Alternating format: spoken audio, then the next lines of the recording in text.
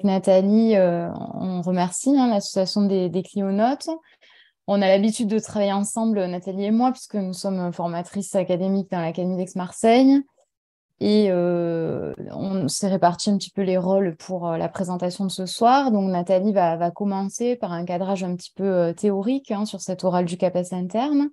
Et puis dans un deuxième temps, je proposerai un focus un petit peu plus précis avec un oral type en histoire. Voilà, merci beaucoup.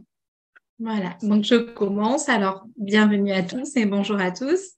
Donc, premier élément, un rappel très rapide du cadre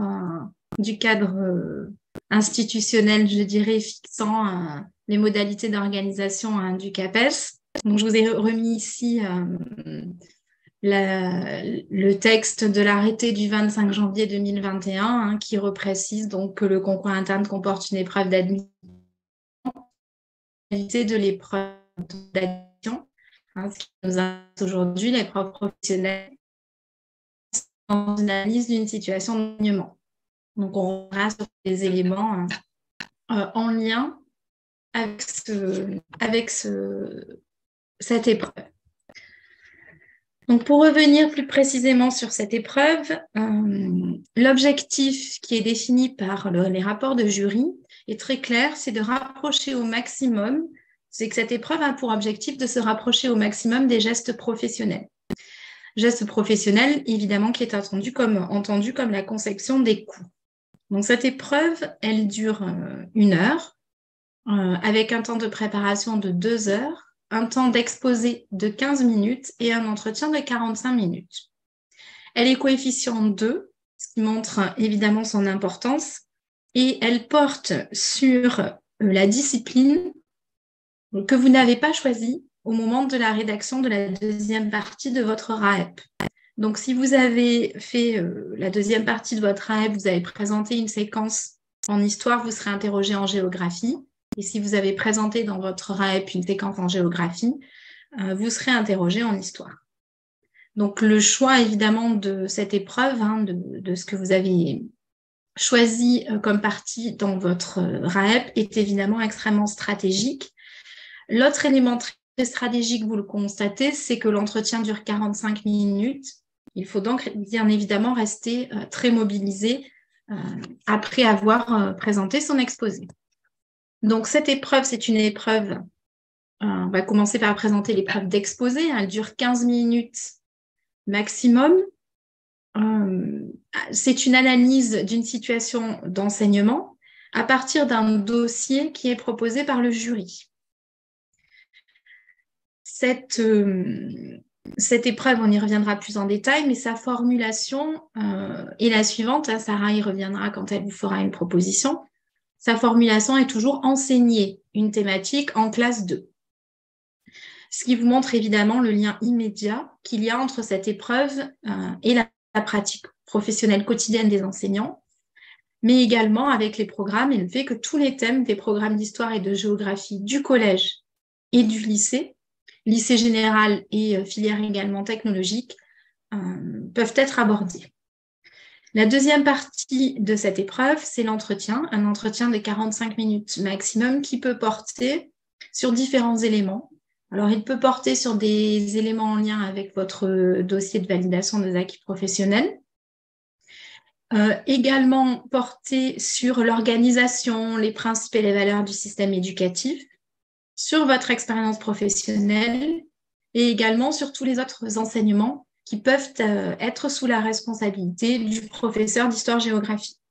Par exemple, l'enseignement moral et civique, la spécialité AGGSP, tout ce qui concerne les éducations A aussi, éducation aux médias, éducation à l'environnement, éducation à la citoyenneté, bien sûr, l'histoire des arts, tous ces enseignements-là. Le dossier se compose, alors le rapport de jury dit que le dossier se compose des documents nécessaires à la préparation d'une leçon, des supports d'enseignement et des productions liées aux pratiques de classe. C'est ce qui est noté dans l'arrêté du 25 janvier 2021. Je vous ai mis ici quelques éléments plus précis sur la composition du dossier. Donc, ce qu'on entend par éléments nécessaires à la préparation d'une leçon, Ce sont notamment les documents officiels, donc vous trouverez des extraits des programmes, des extraits parfois des fichiers du SCOL également, des documents scientifiques, donc des articles, des extraits de manuels de l'enseignement supérieur, vous pouvez trouver des extraits de la documentation photographique, également des articles, notamment en géographie, des articles extraits du site Géoconfluence par exemple, donc des documents scientifiques, et puis également donc, des supports d'enseignement, donc soit une double page de manuel scolaire, soit des extraits de cahiers d'activité, c'est également possible. Et enfin, vous avez des productions liées à la pratique de classe, donc ça peut être des évaluations, des exercices qui ont été proposés à des élèves, des travaux d'élèves, des fiches de préparation, tout ce qui est en lien avec la pratique de classe. Les consignes qui vous sont données sont les suivantes, en vous fondant donc sur les documents officiels, sur les textes officiels et l'état des connaissances scientifiques. Donc, présenter les enjeux du sujet et vos objectifs pour le niveau de classe concerné. C'est la première partie du travail. Deuxième partie de la consigne, c'est présenter un découpage en séance du sujet, puis expliquer de quelle façon vous utiliserez en classe tout ou partie de l'extrait de manuel qui vous est proposé. Et enfin, comment la production liée à la pratique de classe et évaluer sa pertinence. Donc, on va revenir plus précisément sur chacun de ces éléments. L'objectif de l'épreuve est exprimé clairement dans le rapport du jury, c'est de rapprocher les candidats des gestes professionnels quotidiens de l'enseignement. Et cette épreuve, elle renvoie aux logiques qui président à la conception des cours par les enseignants tout au long de l'année. Donc, l'objectif pour vous, dans cette épreuve, ce sera de montrer évidemment au jury la maîtrise de vos connaissances disciplinaires, donc que vous possédez une maîtrise solide de vos disciplines, des méthodes de ces disciplines, des enjeux également de la discipline, mais aussi votre maîtrise de la communication orale, puisque c'est une grande partie évidemment du travail de l'enseignant. Cette épreuve combine à la fois une approche pédagogique et didactique et une approche plus scientifique. L'approche pédagogique et didactique doit montrer votre réflexion sur une situation d'enseignement. Et elle implique une connaissance précise, une connaissance fine des programmes et des démarches d'enseignement. L'approche scientifique doit vous permettre de montrer au jury que vous maîtrisez l'épistémologie et l'historiographie. Cette approche scientifique doit vous conduire à montrer que vous savez, que vous comprenez comment l'histoire et la géographie se sont constituées en disciplines scientifiques et scolaires, quelle est l'histoire de chacune de ces disciplines, quels sont les débats, les enjeux, les renouvellements de ces disciplines que vous enseignez. Alors, comment se préparer à ce type d'épreuve ?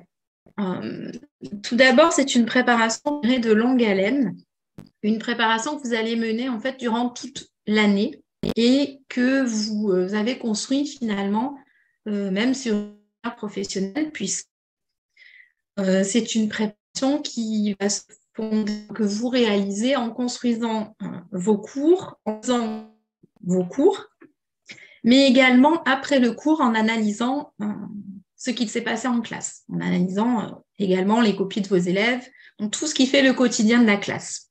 C'est ce que dit clairement le rapport du jury en disant que la construction rigoureuse et la mise en œuvre réfléchie des cours au quotidien demeure la préparation la plus efficace et qu'il faut accompagner donc ce travail quotidien de finalement ce que vous faites lorsque vous préparez des cours, c'est-à-dire actualiser les connaissances scientifiques, réfléchir à la transposition didactique la mieux adaptée et proposer des activités pertinentes aux élèves en essayant évidemment de préparer des activités qui soient les plus pertinentes possibles au regard des objectifs d'enseignement que vous vous êtes fixés.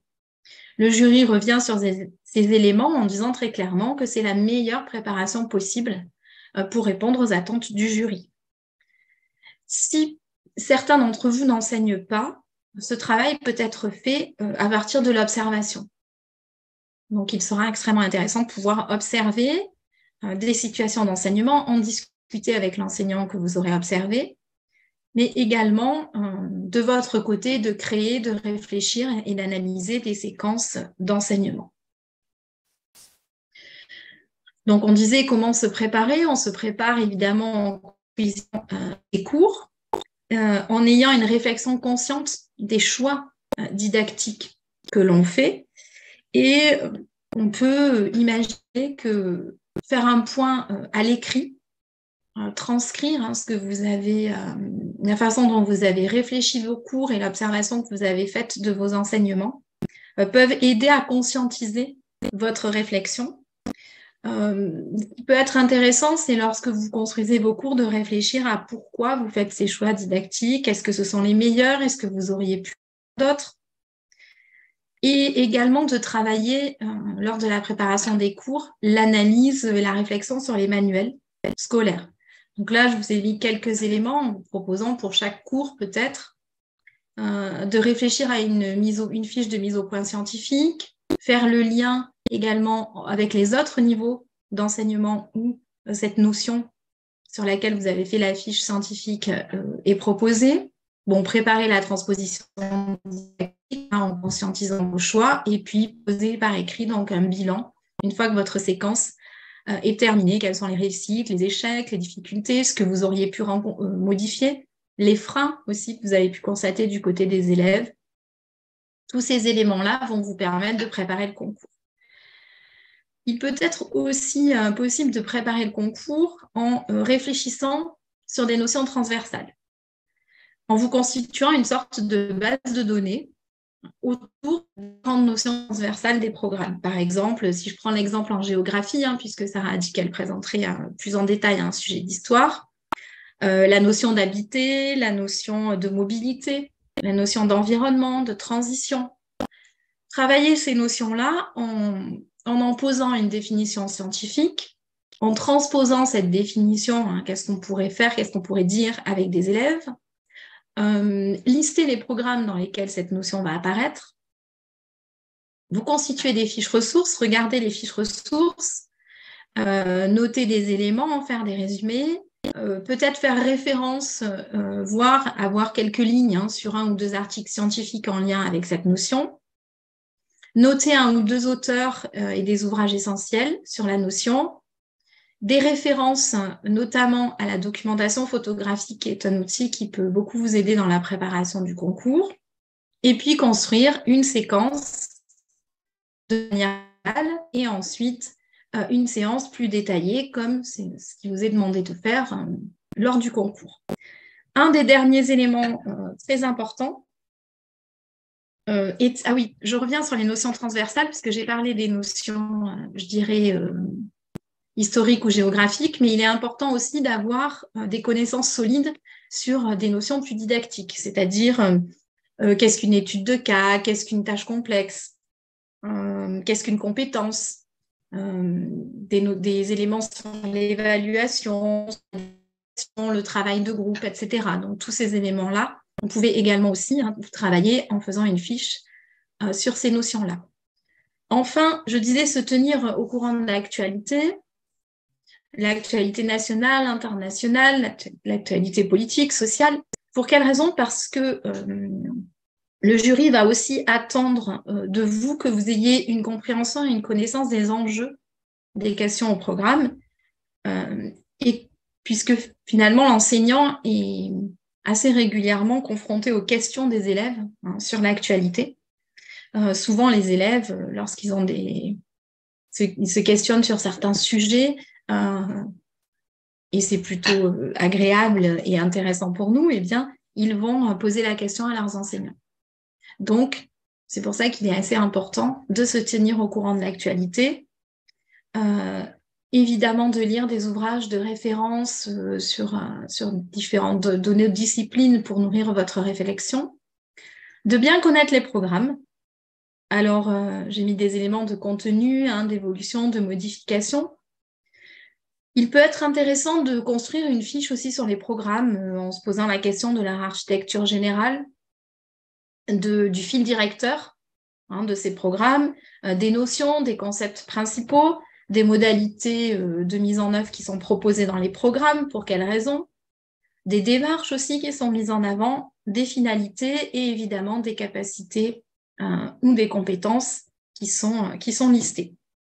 Ce qui peut être aussi extrêmement intéressant et qui vous facilitera la préparation dans les 2 heures qui vous sont données, c'est d'avoir déjà au préalable, vous, fait des liens entre les programmes et les notions, les éléments d'historiographie ou d'épistémologie, et faire également le lien avec les enjeux citoyens de nos disciplines. Alors, pendant l'épreuve, il est important pour commencer, donc pendant vos 2 heures de préparation, il va être extrêmement important de contrôler le temps. 2 heures, c'est assez court au regard du travail qui vous attend. Et ce qui va être aussi extrêmement important, c'est de ne rédiger peut-être que l'ossature de votre intervention sur différentes feuilles pour ne pas être tenté, évidemment, de lire les propositions que vous allez faire au jury. Donc là, je vous ai mis une idée de ce que vous pourriez mettre comme ossature sur une fiche. Donc les enjeux, les objectifs, le plan de votre séquence, qu'est-ce que vous utilisez et pourquoi dans le manuel, et puis donc les questionnements autour de la production qui vous est donnée, à savoir est-ce qu'elle est en lien avec les programmes, est-ce qu'elle est en lien avec les objectifs qui sont fixés par les programmes, quelle est son utilité, sa pertinence, son intérêt. Alors, ça vous paraît peut-être une évidence, ce que je vous ai mis également de n'écrire qu'au recto et de bien numéroter les pages, mais en situation de stress, même un enseignant aguerri peut se retrouver perdu dans ses notes, et ce n'est pas du meilleur effet devant un jury de concours. Je vous conseille également, évidemment, d'écrire assez gros pour pouvoir lire d'assez loin vos fiches. Donc, l'exposé dure 15 minutes. Pour contrôler le temps, il est important d'avoir un chronomètre ou une montre, puisque le téléphone portable, évidemment, est banni. Il est conseillé de faire l'exposé debout, sauf évidemment si vous avez des raisons, je dirais, de santé qui vous interdisent de vous positionner de la sorte. Et il va être important durant l'exposé de mettre en avant vos qualités d'élocution, de montrer que vous êtes capable de captiver votre auditoire, de montrer finalement que vous êtes un professeur et que le jury puisse le voir et le comprendre. Je vous ai mis un dernier point sur l'importance de maîtriser le scientifique, parce que le jury souligne dans les rapports régulièrement que souvent l'échec des candidats vient plus de lacunes graves ou d'absence de réflexion pédagogique plutôt que d'un positionnement qui ne serait pas un positionnement d'enseignant. Dans le domaine de la communication, il est noté que le jury apprécie une proposition qui soit dynamique, un candidat qui regarde son auditoire, qui adapte le débit et le ton de sa voix, et qui emploie un langage professionnel approprié, c'est-à-dire pas de familiarité, pas d'agressivité, pas de vulgarité, bien évidemment, envers le jury. Je vais d'ailleurs, je voulais vous lire un extrait du rapport du jury de 2017 qui dit que, pour ce qui est de la gestion du temps, qui vous dit qu'il ne peut accorder de temps supplémentaire à un candidat et peut se voir contraint d'interrompre un exposé. À l'inverse, il est souhaitable que soient utilisées pleinement ces 15 minutes. Or, trop de candidats ont hâtivement survolé la dernière consigne, alors même qu'ils avaient fini avec 3 ou 5 minutes d'avance sur le temps imparti. Le jury rappelle que la gestion efficace du temps disponible est une capacité nécessaire à l'exercice du métier. Il invite les candidats à ne pas déséquilibrer trop fortement leur exposé. On y reviendra, cette question-là. Donc, la gestion du temps est évidemment un élément essentiel lors de cette prestation. Les points de vigilance et les attentes du jury sont les suivants. 3 aspects sont mis en avant: la maîtrise des contenus scientifiques disciplinaires, la pertinence des réflexions didactiques et pédagogiques, et la professionnalisation l'approche professionnalisée du métier. Comme vous le constatez, la maîtrise des contenus scientifiques et disciplinaires est essentielle. Le jury le précise, je vous ai mis là en italique et entre guillemets un extrait du rapport du jury également, qui dit que la maîtrise des connaissances de base du vocabulaire de l'histoire et de la géographie sont indispensables à l'exercice du métier et partant à l'obtention du concours. Donc la méconnaissance des travaux fondamentaux sur le sujet qui vous est proposé est rédhibitoire, comme l'imprécision du vocabulaire, des définitions floues ou fausses sont sanctionnées, les contresens également, et la méconnaissance des repères géographiques et historiques qui sont attendus de la part des collégiens et des lycéens. Il est évident que l'on ne peut pas enseigner ce que l'on ne maîtrise pas soi-même. Dans les pertinences des réflexions didactiques et pédagogiques, donc connaître le sens et l'intérêt des démarches didactiques et pédagogiques les plus courantes, mais en connaître aussi les limites et montrer que les choix que vous avez faits le sont en fonction des objectifs que vous vous êtes fixés. Et il ne faut pas oublier de donner toute leur place aux élèves. Le jury insiste sur le fait que régulièrement, les élèves sont assez absents des présentations qu'ils ont. Il faut montrer ce que font les élèves, quelle est leur place, préciser les objectifs que vous allez leur fixer, les dispositifs que vous allez mettre en place, les tâches proposées, le degré d'autonomie que vous laissez à vos élèves, les moyens d'évaluation, les moyens de remédiation. Enfin, il faut que le jury ait l'impression d'être dans la classe, de voir une réelle pratique de classe et qu'il puisse voir la réflexion qui vous a conduit à cette pratique de classe. Dans le domaine de la professionnalisation du métier, il est fait référence aux compétences qui sont listées dans le référentiel de compétences des métiers du professorat et de l'éducation. C'est-à-dire que le jury doit pouvoir évaluer vos connaissances d'un certain nombre d'éléments en lien avec le système éducatif notamment, mais également les différents dispositifs, les différents parcours, les autres enseignements qu'on pourrait vous confier, on l'a déjà dit. Et enfin, le jury insiste sur l'exemplarité, sur la bienséance, sur l'attitude professionnelle et dynamique que vous devez adopter. Il est important d'avoir il est précisé, dans les rapports du jury régulièrement l'importance de la langue, de la maîtrise de la langue et du niveau de langue employé, mais également de l'honnêteté intellectuelle. Donc le jury revient régulièrement sur ces éléments-là également. Alors, je vais maintenant reprendre quelques éléments en lien avec chacune des parties de l'exposé, pour entrer un peu plus en détail. Donc, la première consigne, la première partie de l'exposé, vous demande de présenter les enjeux et les objectifs que vous vous fixez en 5 minutes, puisque le jury demande précisément d'équilibrer votre prestation. Donc, 15 minutes pour 3 questions, pour 3 consignes, ça vous fait donc 5 minutes par consigne. Donc, présenter les enjeux et vos objectifs.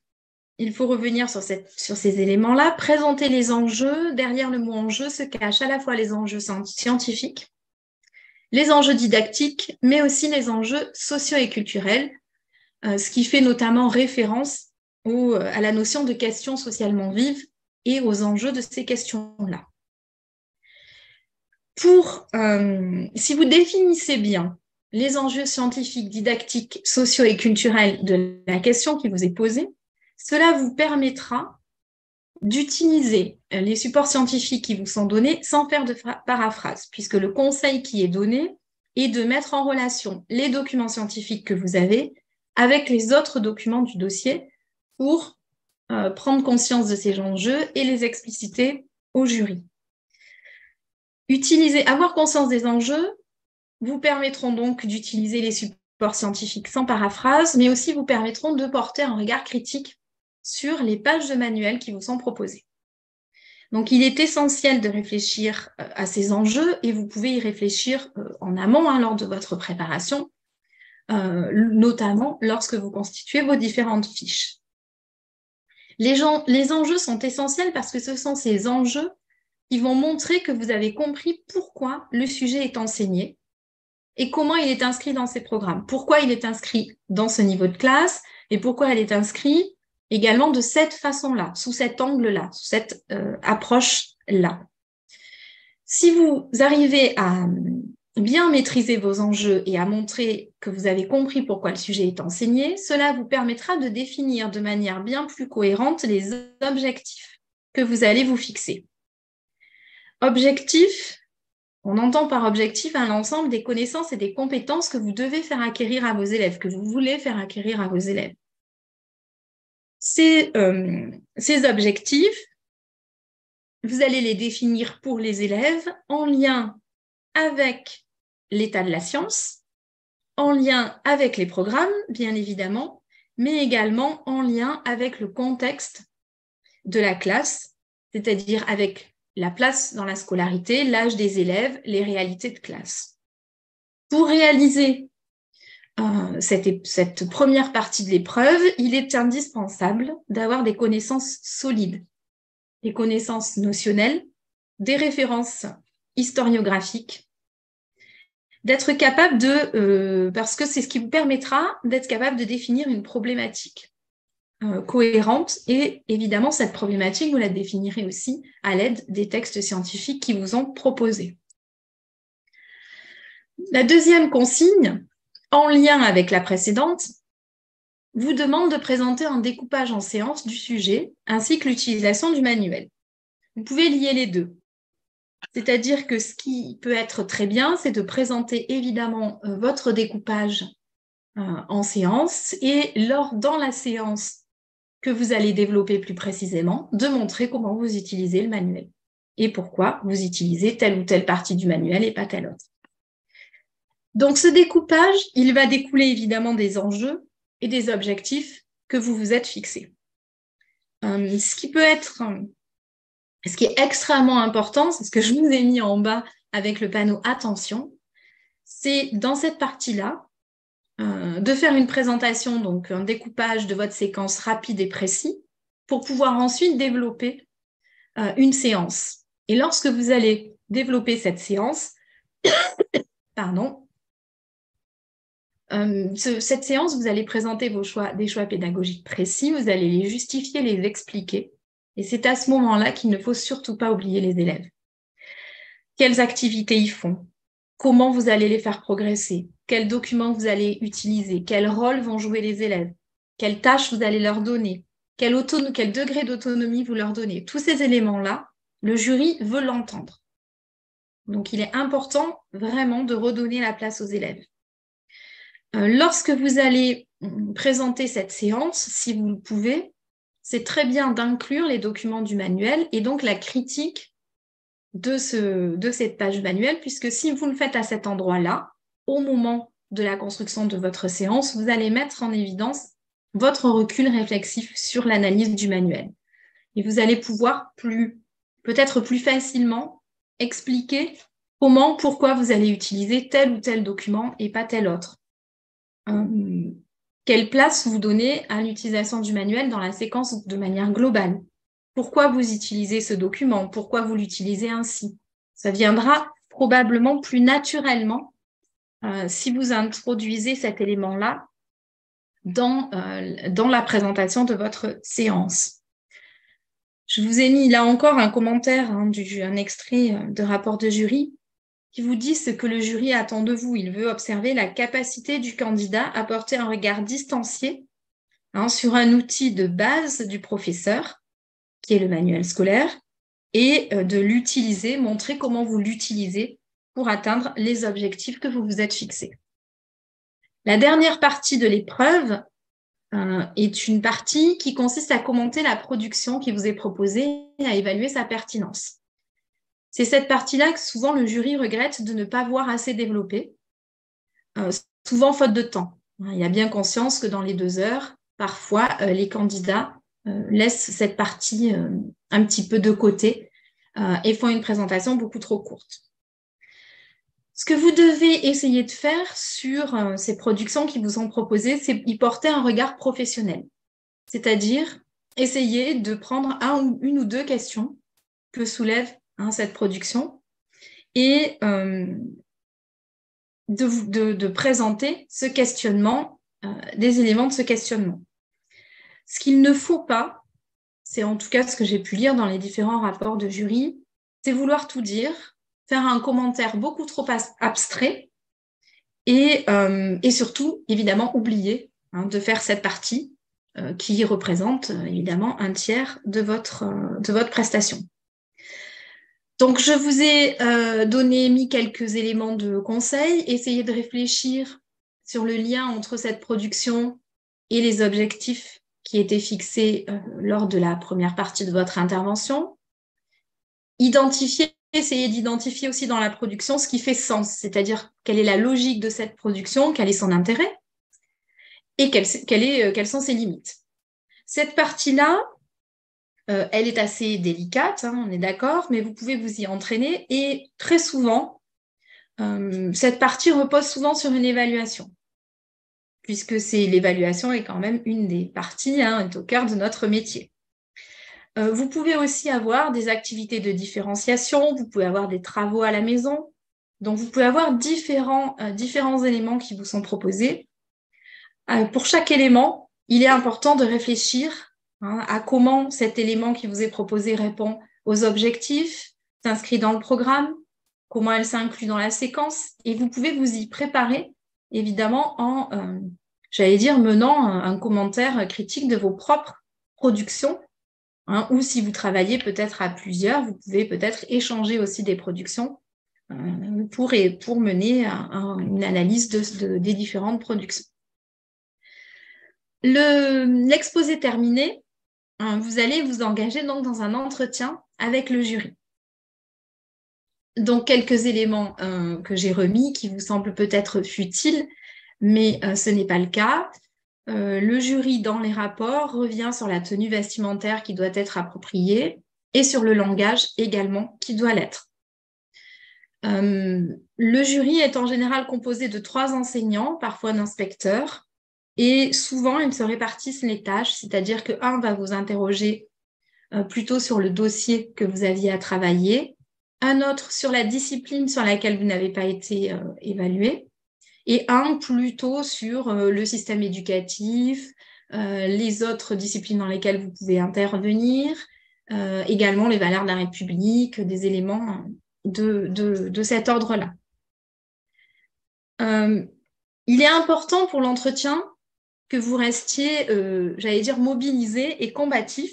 C'est une partie importante. C'est pour ça que je vous ai mis ici la grille d'évaluation qui est dans les rapports de jury, qui vous montre l'importance de l'entretien.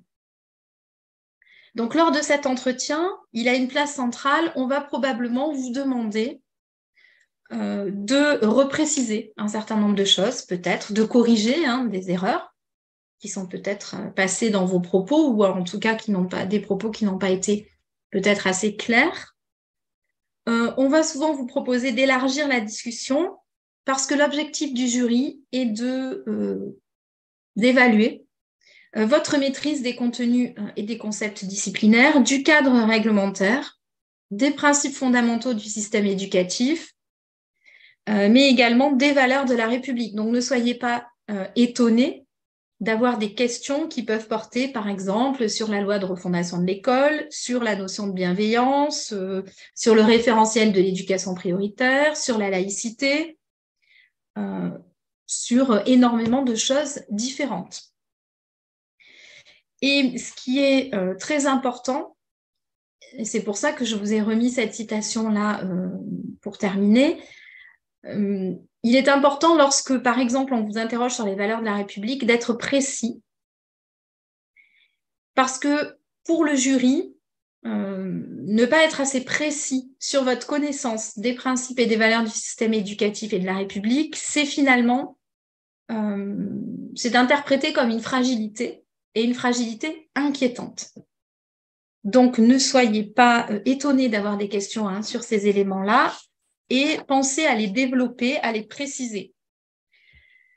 Je vous lis là encore un extrait du rapport du jury. Je vous ai mis l'extrait qui allait jusqu'à la fragilité inquiétante. On vous dit ensuite, il ne sert ainsi à rien de citer la devise républicaine si les valeurs énoncées ne sont pas appropriées. Les examinateurs attendent que les candidats en définissent les contenus, qu'ils aient réfléchi aux manières dont un enseignant peut les faire vivre et les faire partager au quotidien. Donc, cet élément est important. Un autre élément aussi important dans cet échange avec le jury, c'est évidemment votre attitude.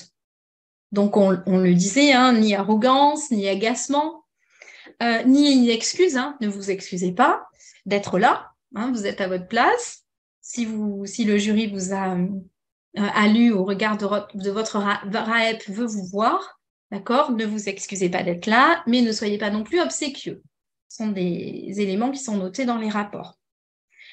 Si une question vous désarçonne ou si vous ne vous sentez pas capable de répondre, si vous ne connaissez pas la réponse, n'hésitez pas à dire « je ne sais pas ». Là encore, ce que le jury veut voir, c'est un enseignant et j'allais dire, c'est dans une classe, lorsque l'on ne sait pas, il vaut mieux dire « je ne sais pas » et aller chercher la réponse, voire proposer aux élèves de chercher également de leur côté la réponse, plutôt que de dire une erreur et de perdre en crédibilité. Donc, vous avez le droit de ne pas tout savoir et de dire au jury que vous ne le savez pas. Pendant cet entretien, pendant votre prestation, le jury va prendre des notes, il peut consulter des documents, il peut échanger. Ce n'est jamais négatif pour vous. Le jury reste attentif, concentré. Il est évidemment conscient de la grande responsabilité qui est la sienne dans cette épreuve. Alors, pour terminer, je vous ai donc remis cette grille qui est dans le rapport du jury et qui reprend les différents aspects que je vous ai présentés. Et je voulais également finir par des propos du jury qui disait que les candidats peuvent compter sur la bienveillance du jury qui met tout en œuvre pour que chacun puisse faire valoir ses compétences sereinement et soit évalué avec impartialité. Je vous ai aussi mis quand même quelques éléments sur ce que le jury, évidemment, sanctionne, ce qu'il n'apprécie pas. Et pour terminer aussi, vous avez quelques exemples de sujets. Donc, j'ai listé les sujets qui étaient proposés dans les rapports du jury en 2022, 2019, parce que certains sont identiques. Donc, c'est pour ça. Depuis donc 2015 et jusqu'à 2022. Voilà, je ne sais pas si... Je vous remercie de votre écoute. Je vais arrêter le partage d'écran pour que Sarah puisse prendre la relève. Merci beaucoup. Merci beaucoup. Et je laisse du coup la parole à Madame Clavé.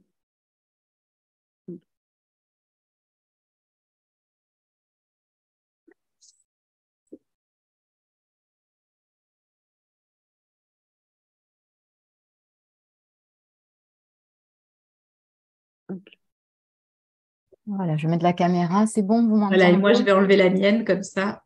Voilà, c'est nickel, on vous voit, on vous voilà. entend. Vous ayez le diaporama.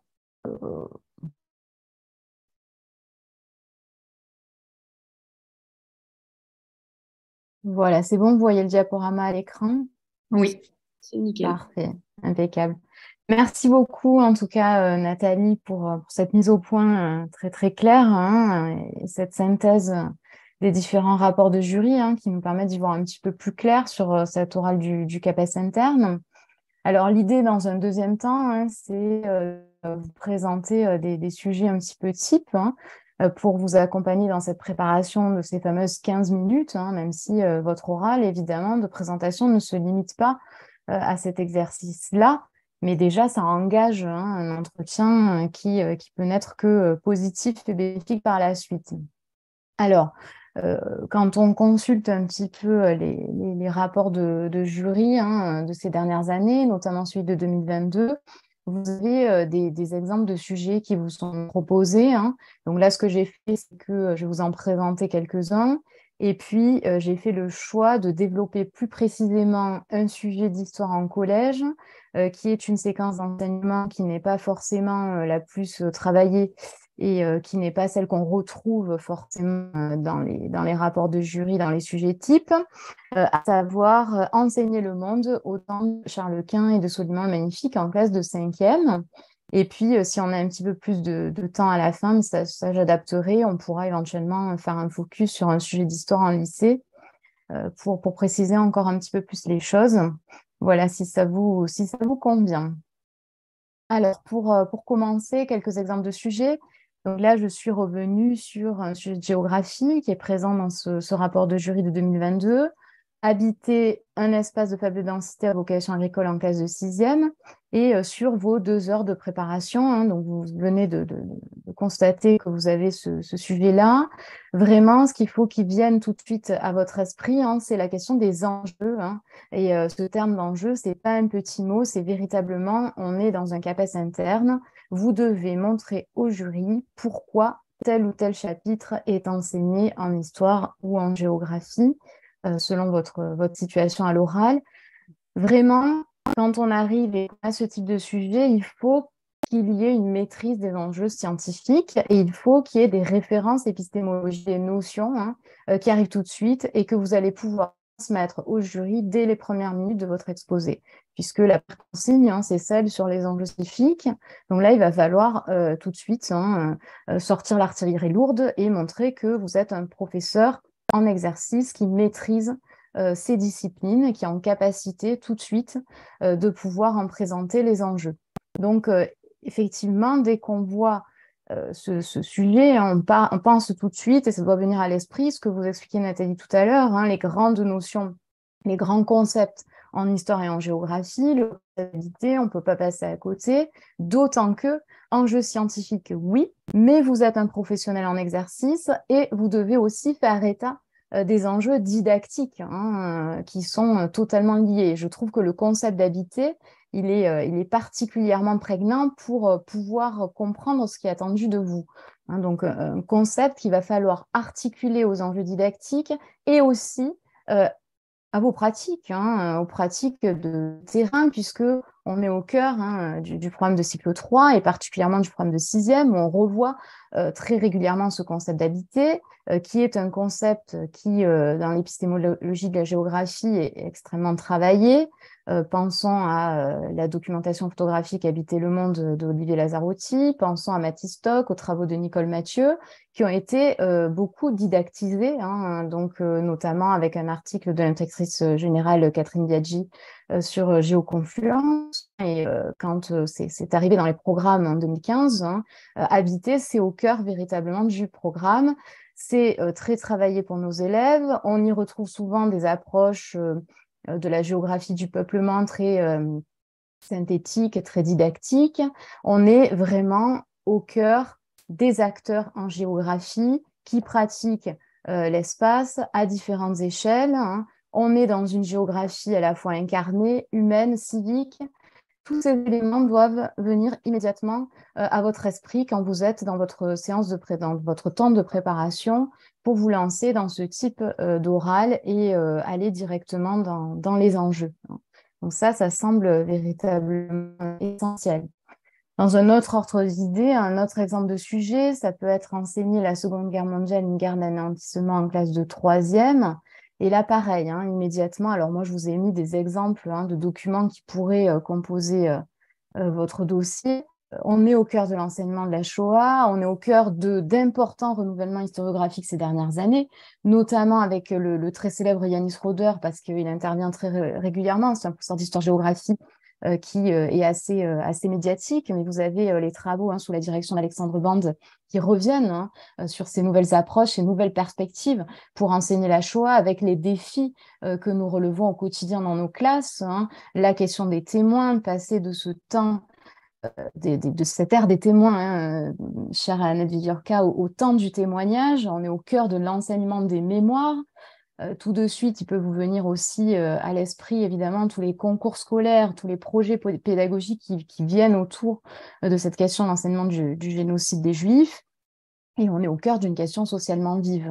Donc ça, ce sont des éléments qu'il faut être en capacité de mobiliser dans ce temps de préparation pour déjà pouvoir percevoir un certain nombre d'enjeux et entrer véritablement dans la composition du dossier documentaire. Et c'est vrai que dans ce premier temps, cette première consigne liée aux enjeux, il y a tous ces éléments-là qui se nouent et qui vont vous permettre d'entrer véritablement dans votre oral. Alors, je vais désormais vous développer un exemple de façon un petit peu plus précise, essayer moi-même de me piquer à l'exercice. Évidemment, ce sera discutable, discuté. Il y a des éléments voilà, qui seront des choix, puisqu'on vous demande de faire des choix pédagogiques et d'être en capacité de les discuter. Donc, évidemment, avec toute la prudence qui est de rigueur dans ce type d'exercice. Alors, j'ai choisi une séquence en classe de 5e, enseigner le monde au temps de Charles Quint et de Soliman le Magnifique, qui est peut-être un petit peu moins couru, un petit peu moins travaillé, qui peut-être peut vous inquiéter un petit peu plus voilà, de prime abord quand on la voit. Alors, avec un dossier documentaire, alors je vais passer assez vite, évidemment, sur l'extrait du programme d'histoire de la classe de 5e et la fiche ressourcée du SCOL. Ça, c'est ce qu'on retrouve de façon canonique à l'oral du CAPES interne. Ce sont des documents que vous avez l'habitude de travailler, d'où cette importance qu'évoquait Nathalie de faire des fiches régulièrement quand vous préparez vos propres programmes. Ça semble indispensable. Je vous ai mis également en document scientifique un extrait de Jérôme Elie, Les relations internationales de l'Europe moderne, un extrait de manuel scolaire, le manuel Nathan de 2016, et en production liée à la pratique de classe, la consigne d'un travail individuel normé avec des exemples de paragraphes rédigés par 2 élèves et des grilles d'auto-évaluation qui ont été complétées par ces mêmes élèves. Donc, 3 consignes, il me semble important d'y revenir, d'essayer de les analyser avec vous. La première, en vous fondant sur les textes officiels et l'état des connaissances scientifiques, présentez les enjeux du sujet et vos objectifs de connaissances, de compétences pour le niveau de classe concerné. Donc, on va commencer par là, 5 minutes. Donc, il faut être extrêmement réactif parce qu'il ne faut pas négliger les 2 autres parties. On vous l'a dit, il faut absolument que ça soit équilibré. Et pourtant, c'est là qu'on dresse le décor, donc c'est une partie ô combien importante. Deuxième temps, présenter un découpage en séance du sujet, expliquer de quelle façon vous utiliserez en classe tout ou partie l'extrait du manuel. Et troisième temps, commenter la production liée à la pratique de classe et évaluer sa pertinence. On va en discuter, un partie qu'il ne faut absolument pas négliger. Je vous ai remis les documents du dossier, je passe sur les éléments du programme. Dans un extrait de Jérôme Elie, et une fois n'est pas coutume, j'ai ajouté donc, dans cet extrait une carte qu'il va falloir aussi utiliser et intégrer à votre première partie sur les enjeux scientifiques, mais sur un tel sujet, ça semblait extrêmement important. On est au cœur des relations internationales de l'époque moderne. Donc voilà pour l'extrait scientifique. 2 pages du manuel, un manuel Nathan, avec des documents de nature variée. On y reviendra tout à l'heure. Je m'excuse, mais il y a un avion qui passe. J'espère que ça ne coupe pas trop le son. Une consigne donc de pratique de classe en document 4, où vous retrouvez un travail individuel. J'en ferai le commentaire tout à l'heure, avec une grille d'auto-évaluation et donc de production finale d'élèves avec leur grille d'auto-évaluation. Voilà pour le dossier. Alors, je vais commencer donc par ce premier temps de consigne, essayer de me prêter moi-même un petit peu à l'exercice. Alors, comment est-ce que vous pouvez commencer? Partez des programmes, puisque c'est l'extrait qui vous est proposé. Donc, on est au cœur du programme de 5e. Rappelons que c'est un programme qui est entré en vigueur en 2016, et on est dans le thème 3 de ce programme de 5e, transformation de l'Europe et ouverture sur le monde au XVIe et XVIIe siècle. Donc là, on peut tout de suite dire que ce programme permet à l'élève de situer l'histoire de France dans un contexte plus global, de découvrir l'histoire des rapports des Européens au monde, les connexions entre économie, société et culture, l'histoire des relations internationales, et ce qu'ont fait, écrit les femmes et hommes du passé. Donc, on peut commencer par une phrase générale comme ça pour rentrer véritablement dans sa présentation des enjeux scientifiques. Donc là, on est au cœur du programme de 5e, on est dans le 3e thème et on est dans la première sous-partie de ce 3e thème. L'idée, c'est de permettre aux élèves, ils sont toujours au cœur du jeu, ils sont au cœur de nos enjeux scientifiques aussi, de comprendre qu'au XVe et XVIe siècle s'accomplit ce qu'on appelle une première mondialisation. Hein, c'est véritablement l'objectif à faire entendre aux élèves, avec l'expansion européenne dans le cadre des grandes découvertes et surtout, très important pour nos autres sujets, les recompositions de l'espace méditerranéen dans lequel Ibérique et Ottoman jouent un rôle majeur. Il s'agit donc de faire comprendre ce concept de première mondialisation et d'ouverture croissante de l'Europe au monde. D'ailleurs, l'affiche EduScol du programme de 5e, elle revient véritablement sur cette idée que l'on retrouve des échelles spatiales et qu'on est au cœur véritablement des relations entre l'Europe et le monde, la place de la France dans cette Europe, dans ce monde, mais on est au cœur d'un centrage européen. Hein. Il est important de rappeler le cadre géographique de ce thème 3 du programme. Donc, faire comprendre finalement aux élèves que les différentes parties de l'humanité sont mises en relation, comment les échanges entre les différents lieux de la planète vont se généraliser. On est au cœur de la définition de mondialisation. Et rappeler que certes, une grande part du programme est consacrée à une histoire culturelle. On est autour des renouvellements historiographiques, de la globalisation du monde, mais ça n'empêche pas qu'on a une histoire politique très importante, une histoire militaire, c'est ce que rappelle Jérôme Elie, au cœur de ces relations internationales à l'époque moderne. Donc, véritablement, faire comprendre qu'au cœur de cette Europe moderne, il y a l'affirmation des États. D'ailleurs, la fiche sur ressources EduScol revient véritablement là-dessus. Et à cette époque, c'est indissociable de la guerre, ce qui va nous apporter une réflexion sur les relations entre les différents peuples et sur la question des rivalités qui dominent l'espace méditerranéen. Je vais y revenir. Donc, ne pas rester dans une vision seulement de l'histoire culturelle, certes. Tout le programme de 5e et même tout le programme du cycle 4 a été construit autour des renouvellements historiographiques, notamment autour des travaux de Patrick Boucheron sur Inventer le monde, en l'occurrence au XVe siècle, pour une histoire globale, pour une histoire connectée. Mais l'histoire politique, l'histoire militaire est aussi au cœur de ce programme de 5e et plus précisément de cette séquence pédagogique. Ça ne dispense pas évidemment d'un travail de réflexion sur la question des représentations, sur la question de la globalisation du monde, mais il ne faudrait pas signifier au jury que cette histoire politique n'est pas présente parce que les documents qui composent ce dossier vont totalement à l'encontre de cela. Donc, revenir sur la complexité des relations, c'est ça notre objectif d'enseignement, c'est ça qu'il faut faire comprendre aux élèves et c'est pour cela que ce thème est enseigné. La complexité des relations internationales, les recompositions que connaît l'espace méditerranéen à cette époque. Alors, ça peut être l'occasion de rappeler au jury que le monde méditerranéen n'est pas un monde inconnu pour les élèves. L'espace méditerranéen a été travaillé en classe de 6e dans les thèmes 2 et 3. Il a été également travaillé dans le thème 1 du programme de 5e. Donc voilà, rappelez que vous maîtrisez aussi la géographie, rappelez que vous maîtrisez aussi les programmes. On peut quand même préciser à ce moment-là que les acteurs, en l'occurrence Soliman le Magnifique et Charles Quint, n'ont jamais été rencontrés par les élèves. Seul François Ier a été abordé en classe de CM1 dans le thème 2, et c'était sur l'approche protecteur des arts et des lettres à la Renaissance. Donc, on peut rappeler que les repères ici spatio-temporels sont essentiels à la compréhension des élèves, le marteler parce qu'on vous donne des cartes, à la fois dans les extraits du manuel et en même temps dans l'article scientifique.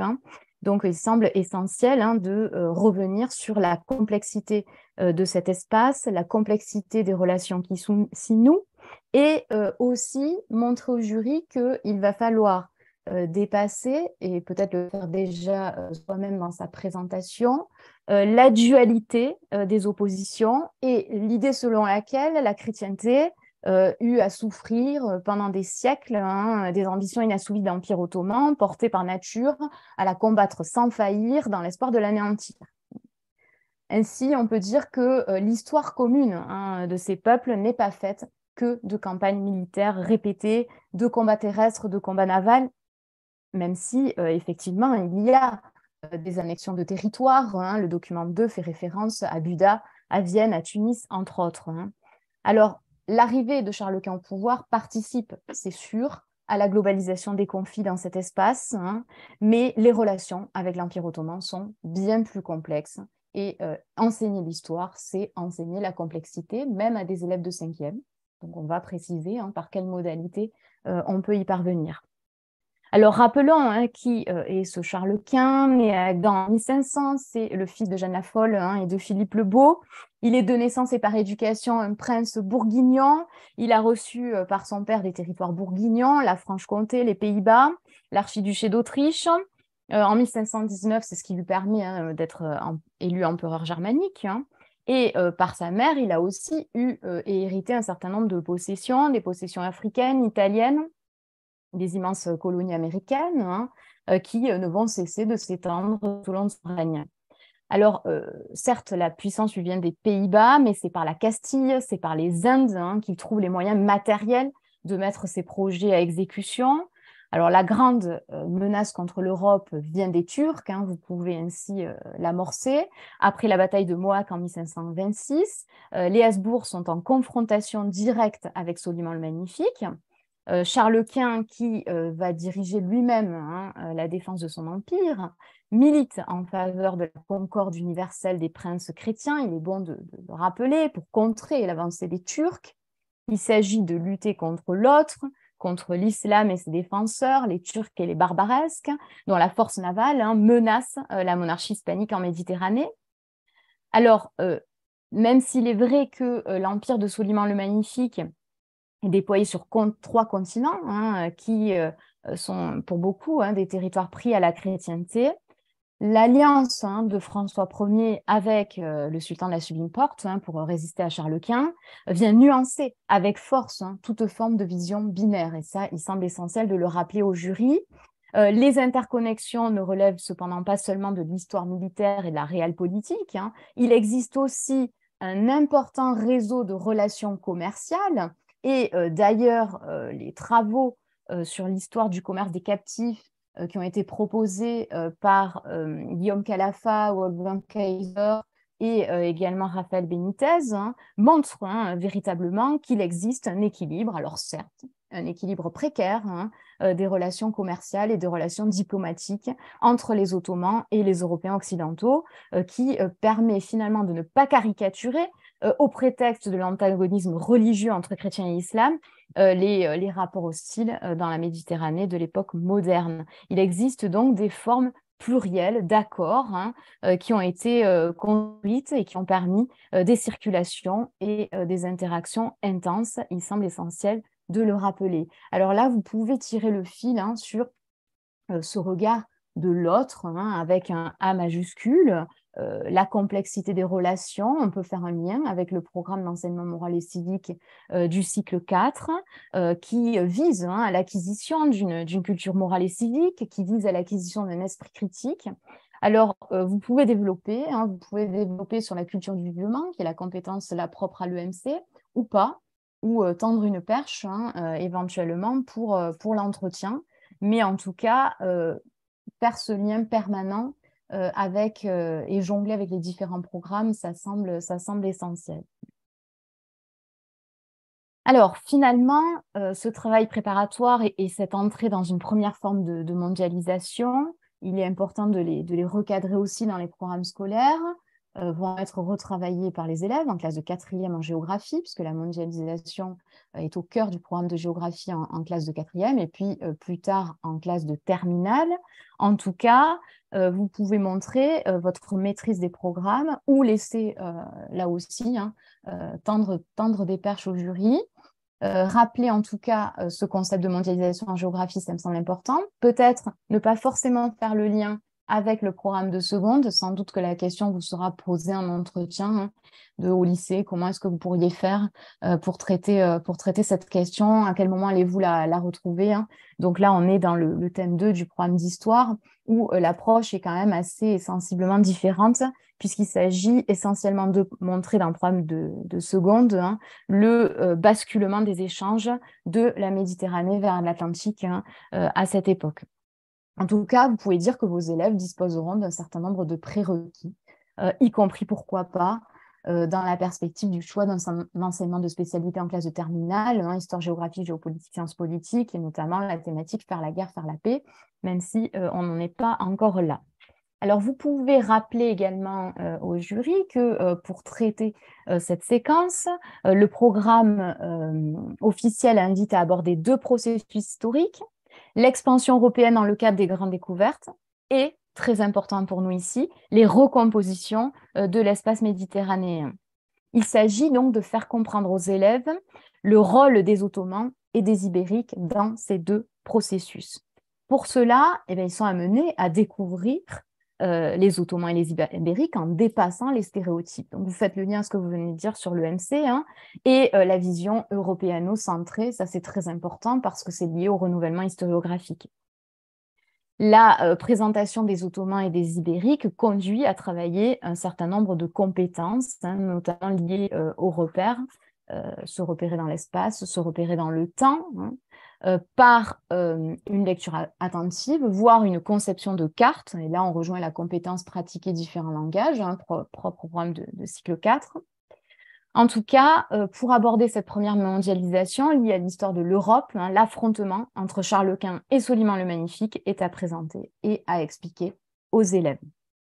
Alors, ce Soliman le Magnifique, qui est-il, hein? C'est un concurrent sérieux à la volonté de domination européenne, hein. Alors, à l'époque, évidemment, cet empire ottoman fascine et inquiète à la fois. Rappelons que l'historien américain Marshall Hoxton estime que ni la brillante inventivité de la Renaissance européenne, ni même la découverte de nouveaux mondes ne renverse la suprématie islamique appuyée sur la maîtrise des réseaux commerciaux, mais aussi et surtout sur la masse et la solidité de nouveaux États. Alors, depuis la prise de Constantinople en 1453, les Ottomans progressent à grands pas. D'une part, l'Empire turc, et je vous rappelle que vous avez une carte, hein, étend ses limites jusqu'en Thrace, en Bulgarie, en Serbie, en Grèce, en Albanie, et d'autre part, il s'enfonce profondément en Asie mineure.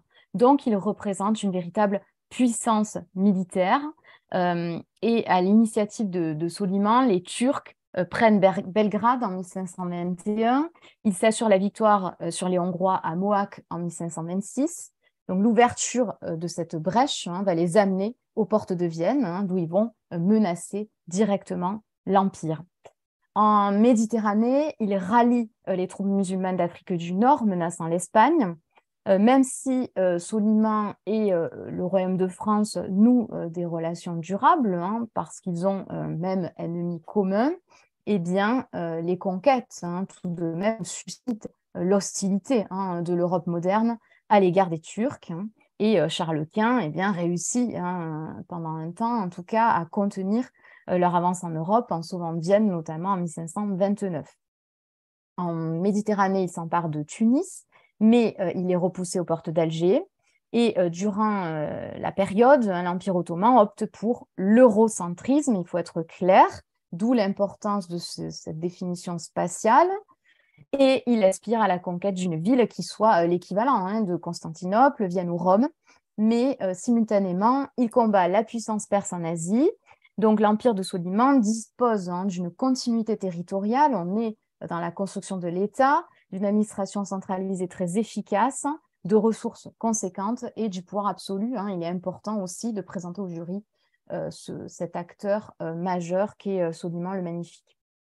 Donc plusieurs notions sont convoquées, hein, pour comprendre un petit peu ces recompositions de l'espace méditerranéen, les notions de conflit, de religion, de représentation, de relation, de rivalité, hein, et elles sont à mettre en perspective pour faire comprendre aux élèves la réalité de ce monde méditerranéen et de ses transformations à l'époque moderne.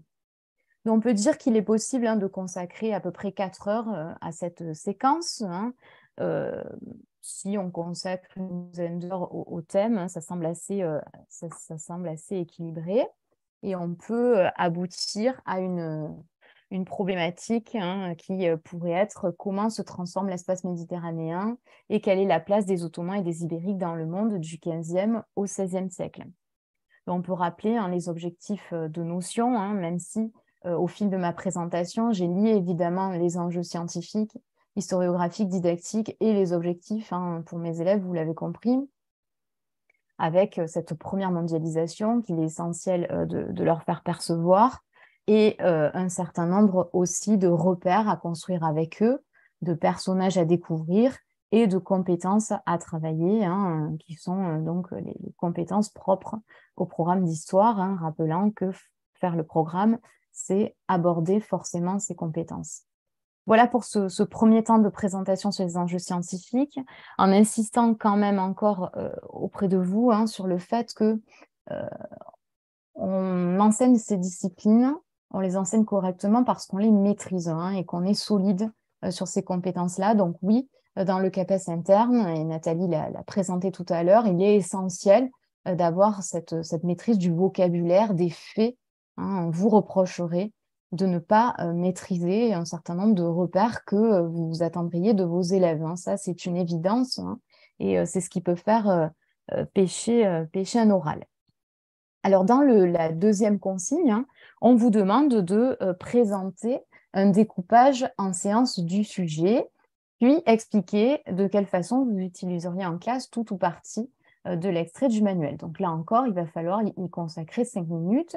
Donc, ce qu'on vous conseille, c'est de présenter un découpage du sujet. Donc là, je vous ai imaginé 3 séances d'1h30 regroupées en 3 temps forts. Donc, présentez bien ce découpage parce qu'il montre quand même au jury vos choix pédagogiques et il montre que vous avez compris les enjeux scientifiques du sujet et les enjeux didactiques du sujet. Donc, un premier temps d'introduction qui reviendrait sur la présentation du monde au terme de Charles Quint et de Soliman Magnifique, avec un état des lieux, des explorations, des découvertes, une présentation des acteurs, avec un travail qui peut être imaginé avec le professeur documentaliste de recherche, de documentation, etc., sur Charles Quint et Soliman Magnifique. Un deuxième temps consacré donc à ces 2 empires qui imposent leur puissance en Méditerranée en revenant sur l'espace géographique fondamental, Charles Quint et son empire, Soliman le Magnifique et son empire, afin d'aboutir à une dernière séance qui va être la séance que je vais davantage détailler en s'affrontant et en envisageant leur politique à l'échelle mondiale, donc revenir sur l'idée de 2 princes rivaux en Méditerranée, en dépassant cette dualité, en dépassant cette binarisation, en entrant dans la complexité de l'histoire, en la faisant percevoir à nos élèves qui s'ouvrent sur le monde. Alors, on peut donc détailler cette partie sur... je vais voir si on a dit... Oh, pardon, excusez-moi. On peut détailler cette partie. Alors là, on va préciser au jury comment on travaille et on va penser évidemment à intégrer le document qui est consacré au manuel et en apportant un regard critique. Alors critique, ça ne veut pas dire qu'on attend de vous une critique de la maison d'édition et de l'application du manuel. Pas du tout. On va voir comment on peut intégrer justement une dimension critique, c'est montrer quel document vous utiliseriez, quel document vous n'utiliseriez pas et pourquoi. Est-ce que vous utiliseriez éventuellement le questionnement qui est proposé par le manuel ou en partie. En tout cas, l'important, c'est d'être en capacité de le justifier et de présenter comment ça peut s'intégrer à votre séance. Alors là, on est donc dans la séance 3, dans ce découpage, et l'idée, c'est de permettre aux élèves de comprendre les relations complexes de cet espace méditerranéen à l'époque moderne, d'entrer dans ces recompositions. Alors, je vous propose une tâche complexe scénarisée sur le principe d'une classe renversée. Je dis bien une classe renversée et pas une classe inversée. La classe renversée, c'est une pédagogie active, on fait partie de pédagogie active, qui part de l'idée que la meilleure manière d'apprendre, eh bien, c'est d'enseigner. Donc, ne pas la confondre avec la classe inversée. Elle vise à faire construire les contenus d'enseignement par les élèves. Donc, pour entrer dans cette activité pédagogique de classe renversée, je vous propose une tâche complexe avec une évaluation par les pairs pour travailler la méthode du développement construit, analyser et comprendre des documents et pratiquer différents langages. Donc là, je vous ai mis par écrit le scénario pour que ce soit plus clair pour vous. Alors évidemment, il faut aller vers ce type de pratiques didactiques si on les utilise, si ça fait partie de notre quotidien de classe. Pas faire une tâche complexe parce qu'on pense que ça va faire plaisir au jury ou à l'éventuel inspecteur qui sera présent à notre oral. Il faut le faire si on le maîtrise, si c'est quelque chose que l'on pratique. Donc, véritablement, partez de vos pratiques de classe. Après, là, moi, forcément, dans ma présentation, j'essaye d'utiliser une pédagogie active, une pédagogie un petit peu innovante pour vous accompagner au mieux et vous donner éventuellement des pistes, notamment pour ceux qui envisagent de passer le CAPES interne, peut-être un petit peu plus tard aussi. Alors, la consigne, c'est la suivante, le scénario, pardon. Le professeur d'histoire de la classe de 5e A part accompagner un voyage scolaire. Inquiet de voir sa classe prendre du retard dans le programme, il fait appel à vous, élève de la classe de 5e B, pour rédiger un paragraphe clair et structuré qui décrive et explique les relations qui entretiennent les empires de Charles Quint et de Soliman le Magnifique. Il laisse à votre disposition un corpus de documents et des aides variées si vous ne parvenez pas à réaliser le travail. Votre professeur d'histoire se charge de remettre vos paragraphes à la classe de 5e A, où les élèves évalueront vos productions selon la grille et les critères de réussite d'un paragraphe structuré établi en commun depuis plusieurs semaines. Ils sélectionneront le meilleur des paragraphes qui leur servira de leçon bilan pour cette partie du programme. Le temps presse, vous avez 1 heure. Donc, on est dans une scénarisation assez canonique. Évidemment, il y a un prétexte. Il y a un prétexte à classe renversée, à construire un contenu d'enseignement. Et bien évidemment, les élèves vont devoir travailler sur des documents. Donc, ils sont répartis en groupes hétérogènes, des groupes de 3 élèves qui sont constitués par l'enseignant. Donc là, on peut justifier pourquoi cette mise en scène pédagogique, parce qu'à ce stade de l'année, on connaît bien ces élèves et on est en capacité de les faire interagir les uns avec les autres. Donc, un corpus de documents est mis à disposition des élèves et c'est là qu'on va utiliser l'extrait du manuel. On peut sélectionner les documents 1, 3 et 4 de la double page du manuel qui vous a été proposé dans le dossier et les intégrer à ce corpus. Mais à mon sens, ce serait insuffisant. Il faudrait ajouter, pour pouvoir arriver à atteindre nos objectifs, une carte supplémentaire sur les relations commerciales et les échanges commerciaux dans le monde méditerranéen. Alors, les questions qui sont proposées dans la double page du manuel peuvent être utilisées pour guider le travail préparatoire des élèves, mais de différentes manières, peut-être dans le cadre de pratiques de différenciation pour les élèves les plus en difficulté ou les élèves à besoins éducatifs particuliers que le professeur connaît à ce stade de l'année scolaire, puisqu'on est plutôt vers la fin de l'année de 5e. Donc, ces questions ne sont pas données au départ. Elles sont apportées comme une aide éventuelle supplémentaire et pas forcément à tous les groupes et pas forcément à tous les élèves. L'idée étant d'accompagner les élèves vers cet accès à l'autonomie. Et j'aime beaucoup à citer cette phrase de Philippe Mérieux, être autonome, c'est être capable d'apprendre et de savoir quand on sait. C'est intéressant parce que ça fait partie des grands questionnements quand même autour de l'enseignement d'histoire de la géographie et notamment au cycle 4. Comment j'accompagne mes élèves vers cette autonomie-là? Donc, je peux leur mettre à disposition des aides et ils peuvent ou pas se saisir de ces aides. Donc, on peut imaginer que les élèves les plus aguerris à l'exercice, puisque ce n'est pas la première fois de l'année que vous le proposez, qui connaissent la grille d'évaluation, puisque c'est présenté dans le scénario, cette grille a été co-construite depuis longtemps, peut-être aussi en équipe de professeurs. Et là, vous pouvez faire une référence au référentiel métier du professorat de l'éducation qui préconise ce travail en équipe, qui préconise aussi cette différenciation pédagogique. Je rappelle que ce référentiel métier, on le retrouve aussi dans les éléments attendus pour le PPCR et la visite des inspecteurs d'académie. Donc, ces aides sont là pour accompagner les élèves dans cet apprentissage de l'autonomie. Alors, ça peut être un questionnement, ça peut être aussi une aide très concrète pour rédiger un paragraphe avec un certain nombre de rappels aux élèves, une aide pour analyser des documents, ça peut être aussi l'accès à un dictionnaire, à un atlas, au manuel, tout simplement pour les élèves. Alors, on peut imaginer que dans ce contexte, les élèves les plus aguerris, les groupes qui fonctionnent de la façon la plus hétérogène possible, eh bien, vont moins solliciter l'enseignant pendant ce temps de classe.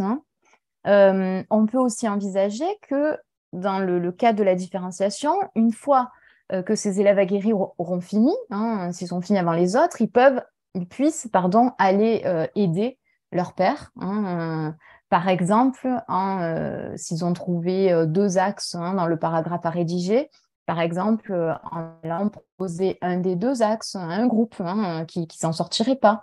Voilà une façon aussi de pratiquer la différenciation de façon un petit peu différente. L'idée étant de mettre tous les élèves de la classe en réussite et de pouvoir les accompagner dans ce type d'exercice. Alors, on est dans l'apprentissage de la rédaction en histoire, on est dans les bases au début du cycle 4 de la mise en œuvre de l'apprentissage du développement construit qui arrivera à l'épreuve du DNB, c'est aussi de le rappeler au jury, et l'évaluation par les pairs et une forme d'évaluation formative. Donc là, on est dans une logique avec la classe renversée de valorisation de la production comme savoir actif, puisque cette production va être retenue pour servir de support d'enseignement à une autre classe. Cette évaluation peut devenir formatrice, en plus de formative, si, par exemple, les élèves réalisent une narration de recherche en parallèle de leur travail de rédaction. Alors, la narration de recherche va leur permettre d'expliquer leur démarche, les étapes qu'ils ont réalisées pour aboutir à leur paragraphe final, éventuellement les difficultés qu'ils ont pu rencontrer, comment ils ont pu surmonter ces difficultés. Et ce type de support est extrêmement intéressant pour l'enseignant parce qu'il lui permet de comprendre, d'entrer dans le raisonnement de ses élèves, éventuellement de lever des difficultés, des obstacles. Et là, en début de cycle 4, on est au début de l'apprentissage du développement construit, ça peut être extrêmement intéressant. C'est l'idée, évidemment, de leur permettre de progresser dans l'acquisition des compétences, en l'occurrence, pratiquer différents langages. Alors, je reprends sur le manuel. Vous avez une activité 2 qui est proposée dans cette double page avec un itinéraire qui peut être utilisé là aussi dans 2 cas. Ça peut être une pratique de différenciation. Si vous avez des élèves en décrochage complet par rapport à l'écrit, éventuellement leur proposer de réaliser cette activité à l'oral avec un élève qui représente Charles Quint et un élève qui représente Soliman le Magnifique. Ou alors, on a l'utilisation des pratiques des neurosciences cognitives. Et vous avez pas mal d'articles à ce sujet. Alors, je n'ai pas évoqué, mais sur la narration de recherche, vous avez aussi un certain nombre d'éléments didactiques que vous pouvez facilement retrouver. C'est une pratique qui a été empruntée à la didactique des mathématiques.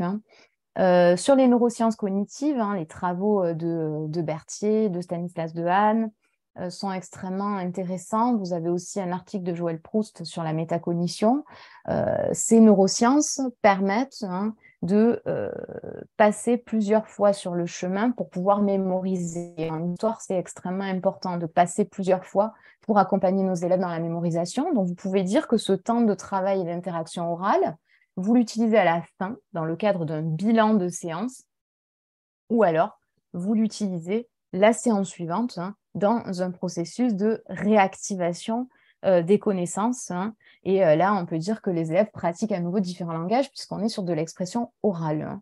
Donc voilà comment je peux utiliser mon manuel de façon très concrète, hein, en faisant des choix pédagogiques qui soutiennent mes objectifs et qui soutiennent ma partie sur les enjeux scientifiques. J'insiste, il faut vraiment arriver. Alors, je sais que c'est très ambitieux comme cela. L'objectif, c'est pas du tout de vous affoler, c'est d'essayer de vous montrer comment ça peut fonctionner à partir de vos pratiques de terrain, à partir de cas très concrets, en maîtrisant le scientifique, en maîtrisant le didactique. Et on est un bon didacticien que si on maîtrise ces disciplines et on maîtrise l'approche scientifique. On peut imaginer, pour terminer cette séance, hein, que une brève conclusion est apportée par le professeur pour répondre à la problématique de départ, et puis qu'il y a un brainstorming général qui revient sur ce concept de première mondialisation pour boucler la boucle, hein, par rapport à ce que je vous disais tout à l'heure sur les enjeux scientifiques du sujet. Voilà pour cette partie. Dernière partie, la troisième, hein, la partie qui est donc consacrée à la production liée à la pratique de classe et à l'évaluation de sa pertinence. Donc, partie à n'absolument pas négliger. Donc là, le choix qui a été fait, ce n'est pas une évaluation, mais c'est vrai que quand on voit les sujets types, hein, c'est souvent des évaluations finales, hein, des évaluations plutôt sommatives, parce que là, on va parler d'évaluation formative. En tout cas, c'est souvent lié aux pratiques évaluatives, hein. Donc, il faut vraiment être au clair, là aussi, sur les pratiques évaluatives. Je vais y revenir. Il faut montrer au jury que vous savez pratiquer et que c'est quelque chose de concret dans votre quotidien, dans le quotidien de votre classe et de vos élèves. Alors, vous pouvez entrer dans cette troisième consigne et ça rassure toujours parce que c'est vrai qu'en 2 heures de préparation, on n'a pas beaucoup de temps par décrire, hein, ce que vous voyez, hein, qu'est-ce que c'est qui vous est présenté. Donc là, je suis passée un petit peu vite tout à l'heure, hein. La production qui est liée à la pratique de classe, c'est la présentation de la consigne d'un travail individuel normé, c'est comme ça que ça s'appelle, hein, visant à s'exercer à la rédaction en histoire et à préparer la méthode du développement construit attendue à l'épreuve du brevet, la liste des documents support utilisés, la grille d'auto-évaluation avec critères de réussite et les réalisations de 2 élèves avec leur grille d'auto-évaluation. Bon, je décris pour me lancer. Je peux entrer un petit peu plus dans l'analyse, hein, pour commenter cette production. La consigne, hein, qui est donnée aux élèves emploie des verbes connus en histoire-géographie, décrire et expliquer. Là aussi, hein, vous avez des petites fiches sur Eduscol sur ces verbes de consigne qui reviennent très souvent, décrire, expliquer, montrer, raconter, hein, ce sont des verbes qu'on utilise, hein. On peut imaginer que dans la salle de classe, le professeur a un espace dédié, hein, à ces verbes de consigne qui sont clairement définis. C'est une consigne qui est assez claire, hein, qui est assez courte, pour continuer à préparer des élèves à écrire en histoire et mettre en œuvre la préparation au développement construit. L'objectif principal de compétences fixé par l'enseignant est clairement de faire écrire ses élèves pour structurer leur pensée. Donc, on est au cœur de la compétence globale pratiquer différents langages, on est dans un thème plus précis. À partir d'un travail de mise en relation d'informations qui sont disponibles dans les documents, donc là, on est dans analyser et comprendre des documents, et l'enjeu pour les élèves est de parvenir à définir les relations entretenues entre l'Empire des Habsbourg et l'Empire ottoman, de les classer dans au moins 2 catégories. L'activité est donc, on peut le dire, assez complexe, hein, pour des élèves de 5e. Pour accompagner ces élèves, l'enseignant fait le choix de leur fournir une grille d'auto-évaluation. Cette grille est assez détaillée, hein, elle identifie 2 temporalités dans la tâche à effectuer, le temps de l'analyse documentaire et le temps de la rédaction. Alors, là, on peut apporter un petit élément, hein, de distance, hein. C'est vrai qu'on est en fin d'année de 5e, on est dans la dernière partie de l'année scolaire, que les élèves, on peut imaginer, sont habitués à ce type d'activité, hein, parce qu'on présente rarement comme ça les grilles d'auto-évaluation d'un coup en fin d'année. Mais c'est vrai que cette double dimension peut être discutée. Cette double évaluation peut être interrogée. On aurait pu se concentrer seulement sur la compétence de la pratique en histoire, de l'écrit en histoire. C'est déjà pas mal, hein. Ce qui interroge aussi, c'est la production des 2 élèves, hein. Quand on lit leur texte, on est plutôt là dans un niveau satisfaisant, hein, dans les paragraphes qui ont été rédigés. On ne voit pas dans ce dossier, en tout cas dans ce qui nous est présenté dans cette production liée à la pratique de classe, on ne voit pas de pratique de différenciation, hein. Alors peut-être qu'il y en a, on peut les imaginer, mais en tout cas, elles ne sont pas visibles. Et on peut souligner que ce type de travaux écrits, surtout en début de cycle 4, pose des difficultés à nos élèves, hein. On fait le lien avec nos pratiques professionnelles. On n'a pas connaissance de dispositifs d'aide d'ordre méthodologique ou notionnel qui auraient pu permettre de conduire ce travail en autonomie des élèves, leur permettre de résoudre un certain nombre de difficultés. Les deux productions, quand on les lit, elles font état de la réactivité des élèves, de leur capacité à prélever des informations et à les classer. Le vocabulaire est exploité avec pertinence, les faits sont présentés dans l'ordre, les textes sont assez cohérents, en miroir des choix que l'enseignant a pu opérer dans sa sélection documentaire. Ça, c'est très important de montrer que vous l'avez vu, hein. Mais si les deux élèves ne semblent pas avoir eu de difficultés, c'est peut-être parce qu'on est là face à deux productions très satisfaisantes. Ça ne nous montre pas véritablement l'ensemble, hein, de la classe et l'hétérogénéité auxquelles nous faisons face dans nos classes, hein. Donc, on peut clairement le questionner.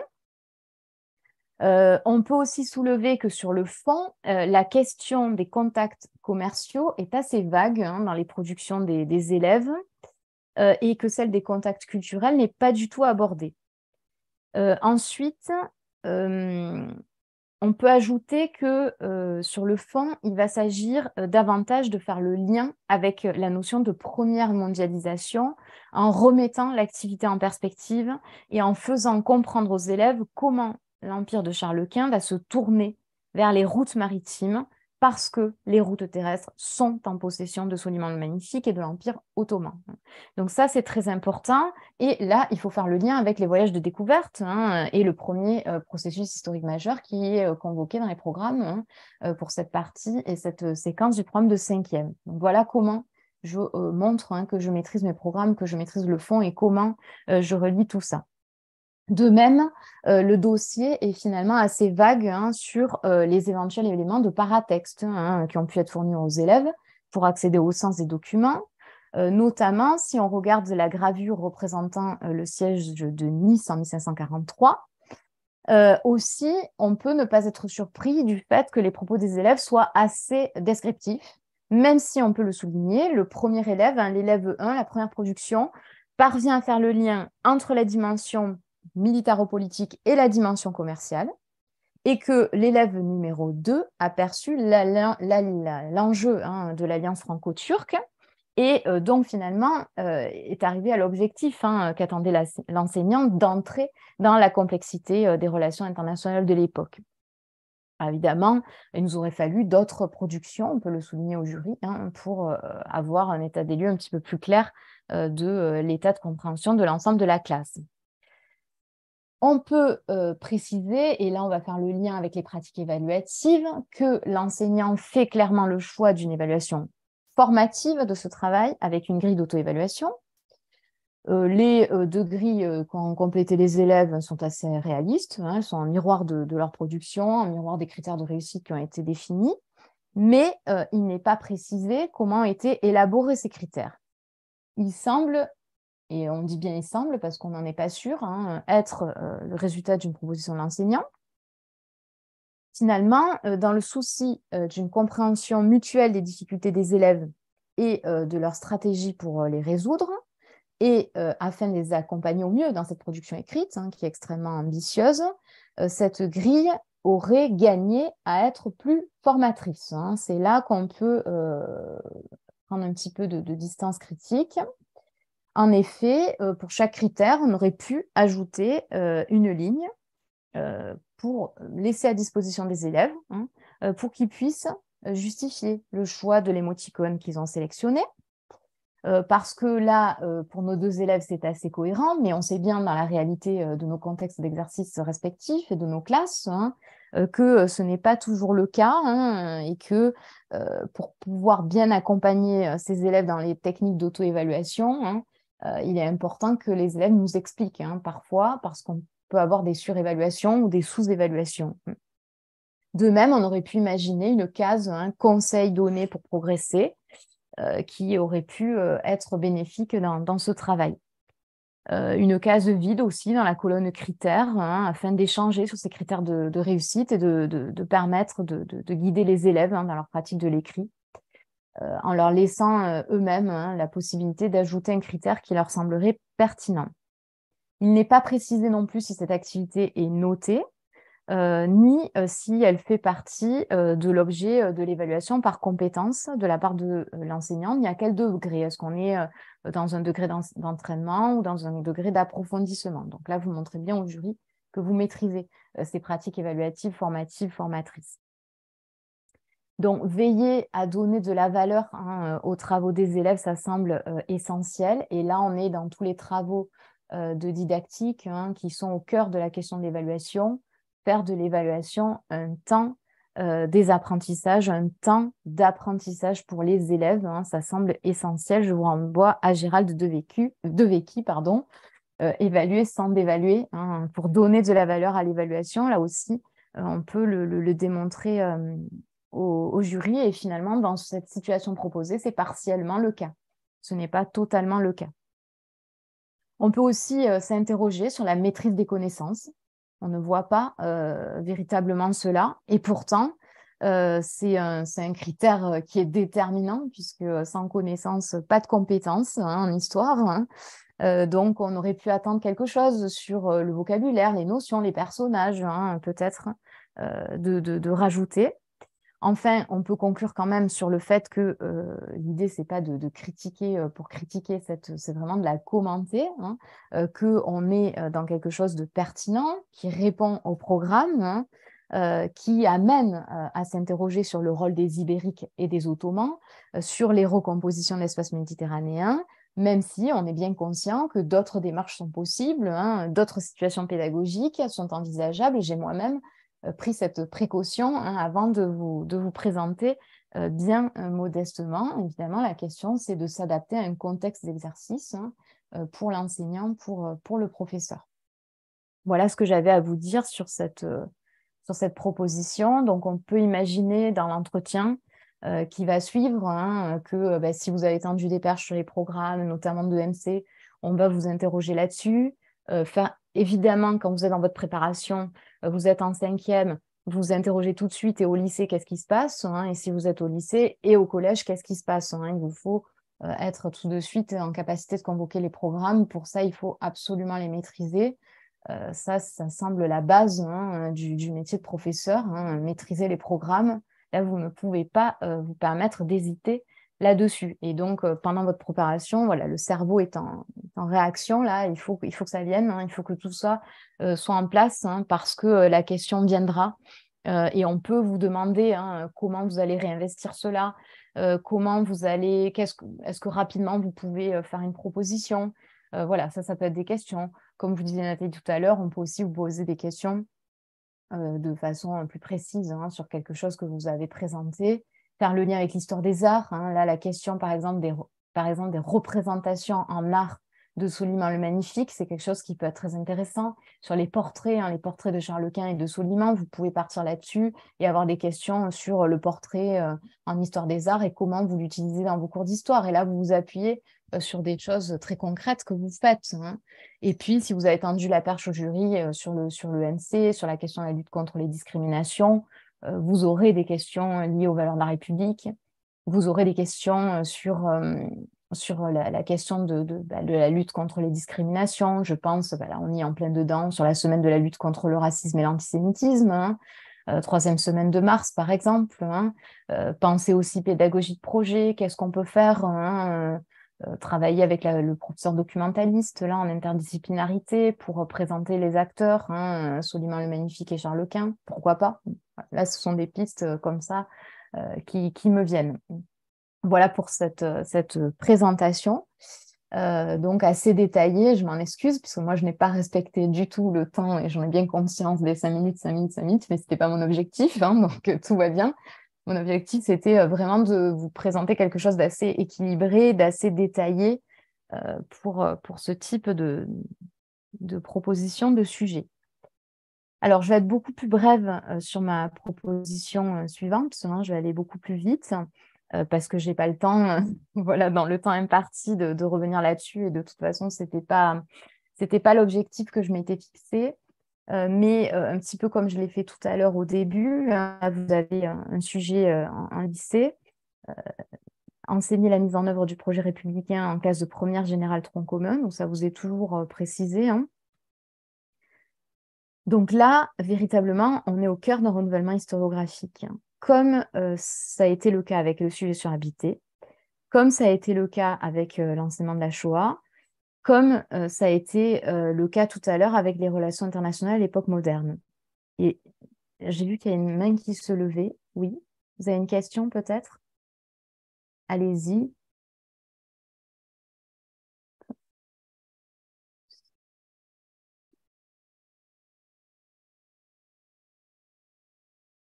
Il me semblait qu'il y a une question. Non? Je prends la question et je reviens vers vous du coup. D'accord, merci. Allô? Oui, bonsoir. Oui, Oui, oui, bonsoir.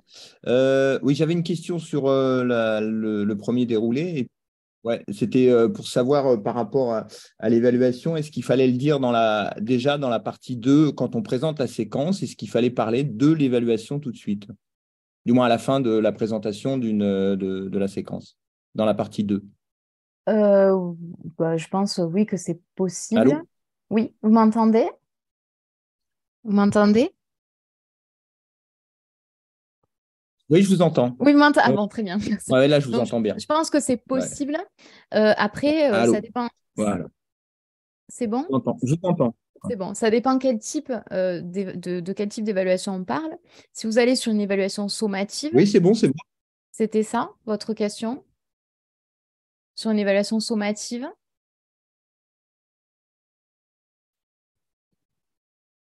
Alors, moi, j'entends plus. Bon. Donc, Oui, le micro a été coupé et je pense d'accord. que oui, c'est sur l'évaluation sommative. Voilà. Donc, effectivement, alors Nathalie, tu me diras ce que tu en penses, mais je pense qu'on peut la présenter.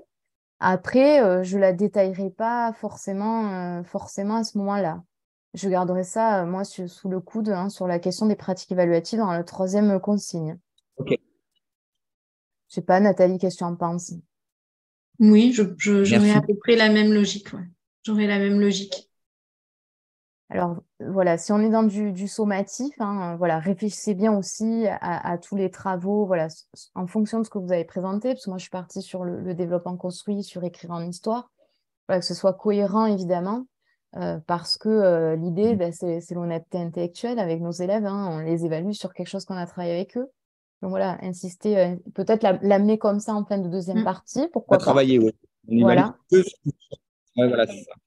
Tout à fait. Et Mm. vraiment, vos Mm. objectifs de compétences que vous avez fixés dans votre séance et Voilà. après, comment vous les évaluez à la fin. Voilà, si on est dans du sommatif. Tout Oui, à fait. Oui, vous êtes. surtout si la pratique, si ce que vous proposez à la fin en sommatif, c'est quelque chose que vous avez proposé de construire Ouais. dans la séance que vous avez présentée, parce que la séance que vous avez présentée, elle peut conduire à construire une compétence que vous allez évaluer après. Et sinon, vous avez parlé de la différenciation dans votre présentation de séquence. Par contre, j'aurais voulu, est-ce qu'on parle de remédiation aussi? Oui, vous pouvez parler de remédiation. Alors, bon, c'est un vocabulaire qu'on utilise plutôt après entre enseignants, hein. Comment je fais ma remédiation par rapport à ma proposition. Mais oui, Mm. on peut parler de remédiation avec les élèves s'il y a par exemple, s'il y a une compétence qui n'est pas du tout acquise dans une classe, qu'est-ce que je mets en place pour pouvoir y remédier? Mais c'est vrai que c'est un vocabulaire qu'on utilise entre professionnels beaucoup, hein. Moi, ça me fait cet effet-là. Oui, non. Donc, pourquoi pas? Merci. Merci à vous. Merci en tout cas pour les questions, parce que du coup, j'avais oublié de dire que vous pouviez poser bien sûr et me couper, que c'est absolument pas. Alors attention à ce que je vous ai présenté, c'est absolument pas un modèle, hein, Oui, parce que voilà, c'est toujours en fait le questionnement qu'on a, et c'est vrai que beaucoup se refusent à ce type d'exercice parce que c'est toujours la crainte qu'on peut avoir. Il n'y a pas de modèle en didactique, on peut en discuter, les choix sont discutables. L'idée, c'était vraiment de vous montrer comment on met en regard des objectifs et ce qu'on peut mettre en œuvre. Et l'idée, c'est que vous le fassiez à partir de votre vécu à vous et de votre contexte à vous. Voilà. J'aime bien prendre ces précautions-là pour la réussite de l'oral, voilà, parce que ça vient de vous, en fait, hein, cet oral-là, et de vos pratiques professionnelles. Voilà, ce qui n'exclut pas, évidemment, de se renseigner sur toutes les nouvelles pratiques, hein, de pédagogie active qui existent, sur les rapports de l'inspection générale qui existent aussi. Il y en a un qui est sorti il y a quelques semaines sur les pratiques collaboratives, hein, par exemple. Ça n'exclut pas d'être au courant sur ces concepts, hein, de neurosciences cognitives que j'évoquais, de différenciation, de narration de recherche. Voilà. Ça n'exclut pas de les connaître, mais après, il faut vraiment partir de son quotidien. Voilà. Oui, je crois que c'est à ça qui est fait allusion quand on parle aussi de l'honnêteté intellectuelle, hein, la part du jury, c'est-à-dire ne vous lancez pas dans quelque chose que vous n'avez jamais expérimenté ce jour-là. Je pense que ce serait contre-productif. Oui, c'est comme quand l'inspecteur vient et qu'on fait C'est ce ça. jour-là ce qu'on imagine qui va lui plaire. En général, c'est complètement raté. Donc, il faut être soi-même aussi. Et je veux dire, en didactique, toutes ces nouveautés sont intéressantes, hein.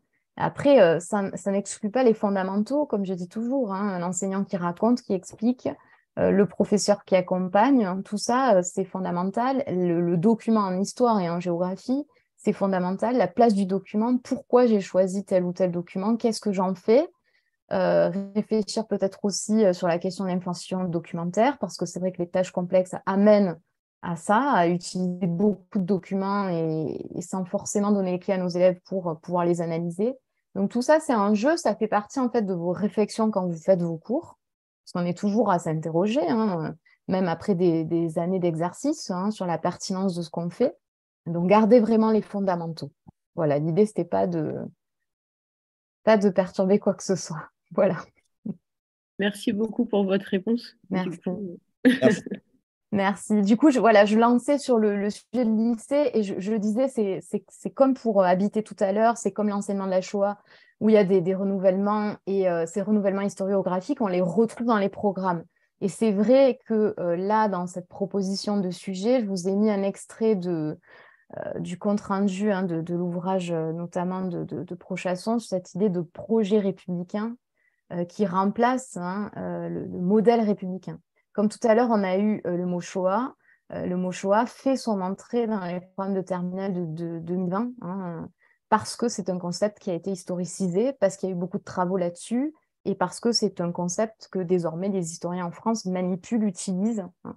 On n'a plus cette précaution, par exemple, de le souligner comme on le faisait autrefois. Et ça, c'est un renouvellement et c'est un acte très fort quand ça passe sur le programme scolaire. C'est la même chose pour l'habilité en géographie. Exactement la même chose, hein.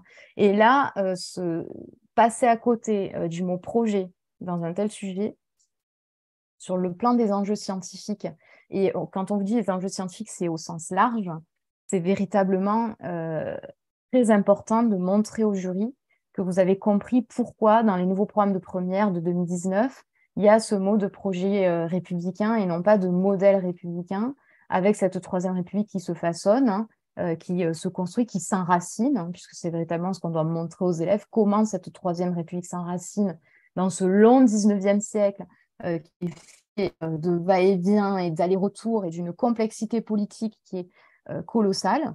Et pourtant, on se doit d'enseigner la complexité, montrer à nos élèves comment s'enracine cette république, en excluant aussi, hein, puisque les femmes, hein, notamment, c'est un point de passage, hein, sont les grandes oubliées de cet enracinement républicain. Et ça, c'est vrai que les renouvellements historiographiques récents reviennent là-dessus. Et c'est passé en programme scolaire.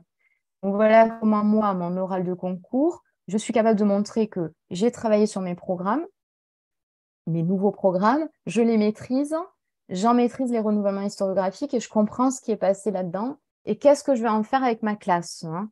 Ça me semble vraiment essentiel dans vos réflexions. Donc voilà, quand vous relisez les programmes, notamment les programmes de lycée qui sont récents, il faut avoir ces questionnements-là voilà, Nathalie vous disait de vous faire à chaque fois une petite fiche. Et c'est vrai que ça me semble essentiel parce que 2 heures de préparation, c'est très court. Et quand vous arrivez, voilà, vous prenez votre dossier. Bon, extrait du programme, en principe, on s'imagine que vous connaissez.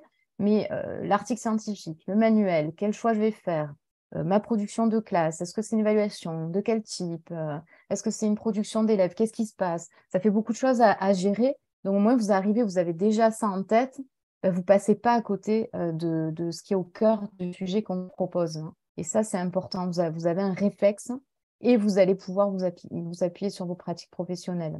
Donc c'est pour ça que j'étais partie dans la présentation de ce type de sujet qui me semble extrêmement intéressante et essentielle. Voilà, je ne sais pas si vous avez d'autres questions par rapport à tout ce qu'on vous a expliqué et proposé avec Nathalie. Nous avons encore Magid qui a une question. On vous écoute.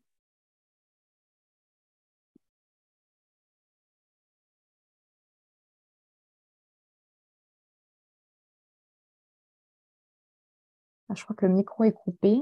Oui. Voilà, c'est bon. Ah ouais, Là, ouais, parfait. oui. Sur la première partie scientifique, faut-il apporter… Ouh là là. Attendez, ça a coupé. Désolé, il y a des soucis de connexion. Alors, est-ce que vous pouvez réactiver Magid? Excusez-moi.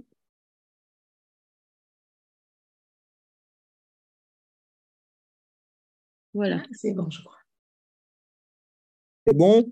Oui, c'est bon, on vous entend. Je disais, voilà, je disais sur la partie scientifique au départ, est-ce qu'il est bon d'ajouter d'autres références en plus des 2 textes qu'on nous propose? Est-ce qu'on peut ajouter d'autres références historiographiques, épistémologiques?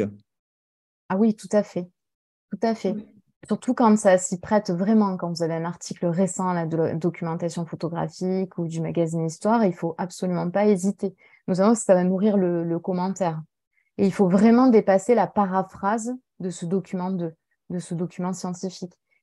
Vous ne pouvez pas vous contenter de le répéter autrement. Il faut qu'il y ait une véritable analyse à l'aide des notions clés, des dates clés, etc. Vous ne pouvez pas passer à côté. Donc, évidemment, si vous avez des références, il ne faut absolument pas hésiter. Après, peut-être faire attention aux références un petit peu datées, même si elles permettent parfois de montrer ce type d'évolution.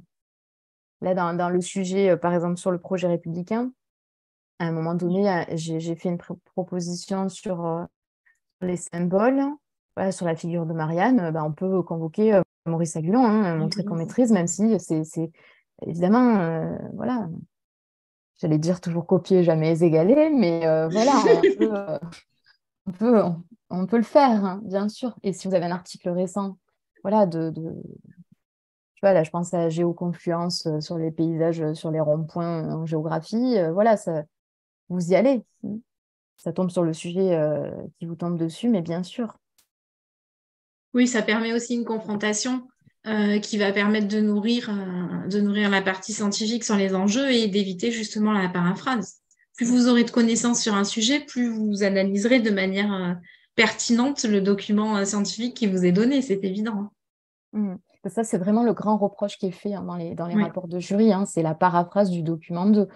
En gros, voilà, on ne maîtrise pas bien son sujet.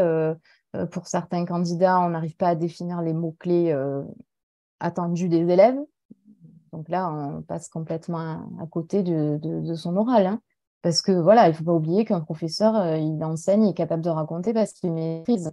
Et ça, il faut le démontrer pour passer le cap du concours. Voilà, ça c'est important. Ça me semble fondamental parce que toutes les 2 autres questions qui en découlent, elles dépendent quand même de cette première question-là. Les 5 premières minutes, elles vont quasiment induire la suite, hein. Parce que si vous passez à côté de l'aspect scientifique et de l'enjeu scientifique et du renouvellement scientifique, parce que probablement, en général, les sujets sont posés autour de cette question-là, hein, c'est évident que la suite ne sera pas, j'allais dire, en accord ni avec les programmes, ni avec les renouvellements. Après, vous avez des grands classiques, hein. Là, les sujets qui ont été proposés dans le rapport de jury 2022. Donc, vous cliquez, vous partez sur l'Académie de Besançon et vous avez plusieurs sujets qui vous sont présentés. C'est des grands classiques. Je pense à Révolution, Restauration, la 1815-1848. Bon, ils ont fait le choix de 1815. Le programme de première, c'est 1814. Mais voilà, pourquoi ce choix-là? Et voilà, là, on ne peut pas être à sec là-dessus. On ne peut pas ne pas connaître un historien là-dessus. Voilà, c'est pas possible. Donc, quand on prépare vraiment son cours, quand on a ses programmes à côté, voilà, on a sa petite fiche. Ça ne veut pas dire qu'il faut maîtriser tout sur tout. Voilà, on est bien conscient qu'un enseignant en contexte d'exercice ne peut pas tout savoir. Mais c'est un historien, c'est un géographe, c'est un curieux, c'est quelqu'un qui fait des lectures, qui se renseigne sur les renouvellements de ces disciplines. Ça semble essentiel. Sans faire une thèse dessus, hein, bien sûr, ce n'est pas du tout objectif. Mais voilà, montrer au jury qu'on a cette curiosité-là, ça me semble essentiel. Bien, merci beaucoup. Merci en tout cas, c'était un grand plaisir. Merci. On a pu vous être utile, alors on n'aura pas servi à rien aujourd'hui. Au contraire, je pense que vous avez apporté pas mal de choses aux clionautes qui préparent le concours, le CAPES interne. Et puis, cette démonstration était vraiment superbe. Donc, merci beaucoup. Merci infiniment. On dirait magistrale, on est d'accord. Merci Nathalie. J'espère qu'elle n'a pas affolé la moitié des gens qui préparent le concours. Hein. On a bien précisé que ce n'était pas ce qui était exactement attendu dans tous les termes. Ah, je l'ai dit. Hein. Je trouve que c'est porteur de sens parce que justement, en décortiquant vraiment les attentes ce que vous avez fait en début et puis voilà, vraiment prendre le temps de décrire. Alors oui, c'est vrai que ça peut faire peur de prime abord, mais en fait, avec justement la relecture et la prise de notes, on sait à peu près où les candidats doivent aller. Donc du coup, voilà. Voilà, c'était un peu notre objectif. Voilà. On vous souhaite bon courage en tout cas dans la préparation. Bonne chance pour le concours. Puis on continue. Voilà. C'est ça, on croise les doigts.